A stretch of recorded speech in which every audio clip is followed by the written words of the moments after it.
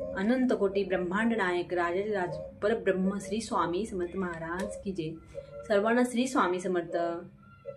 गुरुचरित्र पारायण याविषयी आपण मागे बोललो होतो की कुठला ग्रंथ वाचायचा, दिंडोरी प्रणीत वाचायचा, म्हणजे त्यात व्यवस्थित सोपी भाषा आहे, ती समजण्यासारखी पण आहे, सर्वांना समजती पण, आणि ते वाचन कधी करायचं, पहाटे केलेलं खूपच छान हे झालं. पण नियम पण आहेत त्याचे, तर ते नियम आपण आज बघूया. म्हणजे 7 दिवस जेव्हा तुम्ही वाचन चालू आहे तोपर्यंत काय काय नियम पाळायचे ते बघूया. 7 दिवस आपल्याला चामड्यापासून बनवलेले जे चप्पल आहे, बेल्ट आहे, पर्स आहे, अशी वस्तू वापरायचे नाही, वर्ज्य आहे. मग त्यावेळेस तुम्ही प्लास्टिकचा वापर करू शकता, आणि जर चप्पलच नाही घातली 7 दिवस तरी खूपच छान सेवा होती तुमची.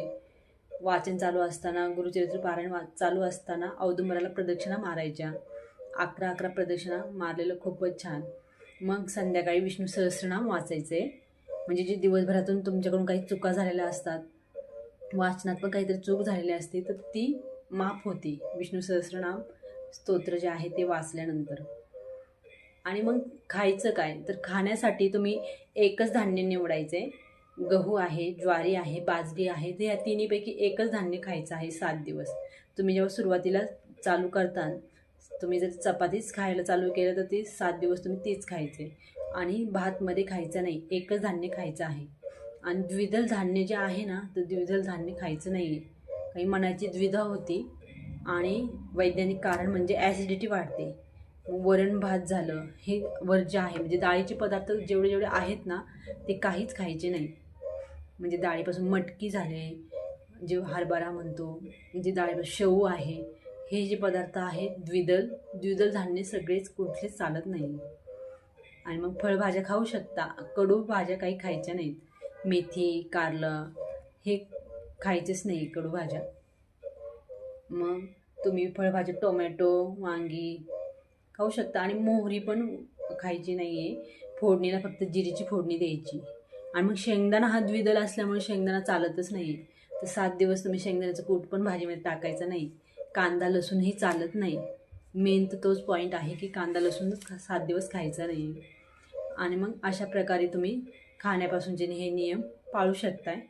आणि परांना चालत नाही, बाहेरच जायचं नाही 7 दिवस. जेव्हा वाचन चालू असतं तेव्हा बाहेरगावी लांब कुठं जायचं नाही. त्याच्यामुळं पाणीही कुणाचं प्यायचं नाही. यामागचे कारण म्हणजे त्यांचे दोष तुम्हाला लागतात, आणि तुम्ही जे वाचलेलं पुण्य आहे ना, म्हणजे तुम्ही पहाटे वाचून उठणार, 2-2 तास वाचणार, तर ते जे पुण्य आहे ते सगळं त्यांना जातं, आणि मग त्यांचे परायणाचं जे दोष ते तुम्हाला लागतो. पारायण केल्याचं ते पावर राहत नाही, ऊर्जा जी आहे ना ती राहत नाही. मग अशा प्रकारे तुम्ही खाण्याचे नियम खूप महत्त्वाचे आहे पाळणं. मग शेंगदाणा तेलही चालत नसल्यामुळे तुम्हाला 7 दिवस सूर्यफूल तेल वापरणं खूप महत्त्वाचं आहे भाजीमध्ये. आणि मध्ये जर उपवास जर आला ना, तर उपवासाला साबुदाणा वगैरे खाऊ शकता तुम्ही, साबुदाणा खिचडी. पण शेंगदाणे चालत नाही म्हटल्यानंतर बाकी तुम्ही फळं खाणं खूप महत्त्वाचं आहे. उपवास 7 दिवसात जर तुम्हाला मध्ये एखादा उपवास आला तर त्यावेळेस. आणि गादीवर बसायचं नाही आहे, उंच जे आहे ना सिंहासनासारखं त्या गोष्टींवर बसायचंच नाही. आणि झोपण्यासाठी चटई, रग असेल, ब्लँकेट चालते, पण घोंगडी आणि चटई असेल तर अतिउत्तम. म्हणजे ह्या गोष्टी खूप म्हणजे पॉवरफुल सेवा. ऋषी जे होते ना मागे, त्यावेळेस ते ऋषी एकदमच म्हणजे आश्रमात त्यांच्या ह्याच गोष्टी असायच्या, चटई वगैरे. पण किती छान, म्हणजे असे जप मंत्र स्तोत्र असायचे, किती पॉवर असायची त्यांना. अक्षरशः त्यांची ती ऊर्जाने, त्याचे ध्यानस्थ बसण्याने, मंत्र जप हे सगळे सेवेने, त्यांनी इतके पॉवरफुल सेवेने ते देवांना सुद्धा शाप द्यायचे. म्हणजे जर राग आला आणि जर खरंच नाही वाटलं या गोष्टी का केल्या असे देवाने, तर अक्षरशः शाप पण देवांना द्यायचे, आणि देवांना ते शाप लागू व्हायचा. म्हणजे इतकी पॉवर त्यात येत होती. मग ह्या गोष्टी सगळे काही पाळणं खूप महत्त्वाचं आहे. म्हणजे संपत्ती, धन हे जे आहे ना, म्हणजे आपण रोजच्या याच्यात वातावरणात राहतो, पण यामागेही कसं, हे ऋषीमुनींना 1 मिनटं पण लागत नव्हतं की आम्हाला हे पाहिजे ते पाहिजे, म्हणजे कारण देव खुशच असायचे ना.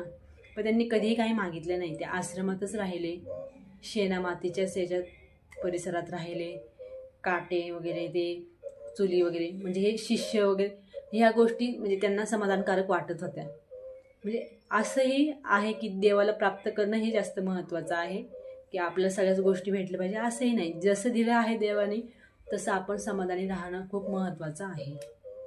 आणि ब्रह्मचार्य पाळणं खूप महत्त्वाचं आहे. म्हणजे हे जे तुम्ही 7 दिवस पारायण करताय कडक गुरुचरित्राचं, तर त्यांचे कोणते कोणते नियम आहे ते पाळणं खूप महत्त्वाचं आहे.